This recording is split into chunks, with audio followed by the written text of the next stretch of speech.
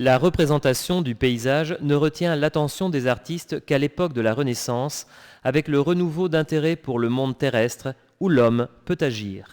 Le désir d'offrir des représentations spatiales plus vraisemblables provient de la découverte de la perspective et stimule la représentation du paysage naturel, surtout chez les peintres de l'Europe du Nord. Cette influence nordique est particulièrement sensible dans la représentation de Saint Jérôme pénitent de Lorenzo Lotto. Le sujet sacré ne semble là qu'un prétexte pour la représentation du milieu.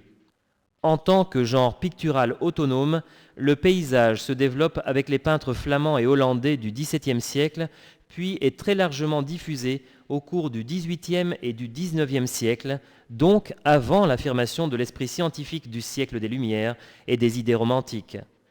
Les nombreuses vues de Venise, peintes par Canaletto, avec leur grande mise en scène pittoresque, étaient un des souvenirs favoris des visiteurs étrangers en Italie, tandis que Constable nous offre une vision du paysage naturaliste, mais idéalisé, où les éléments qui composent la vue de Salisbury servent à rendre la nature plus belle et plus harmonieuse.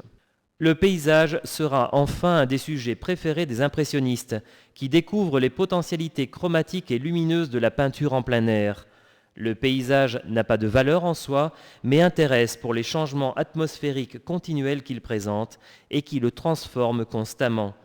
Le sujet en soi perd donc de l'importance. Le milieu ambiant devient même un moyen d'expression subjectif dans Le Cri de Munch, où les couleurs vives et peu naturelles de la nature se font l'écho de l'angoisse qui explose dans le hurlement du protagoniste.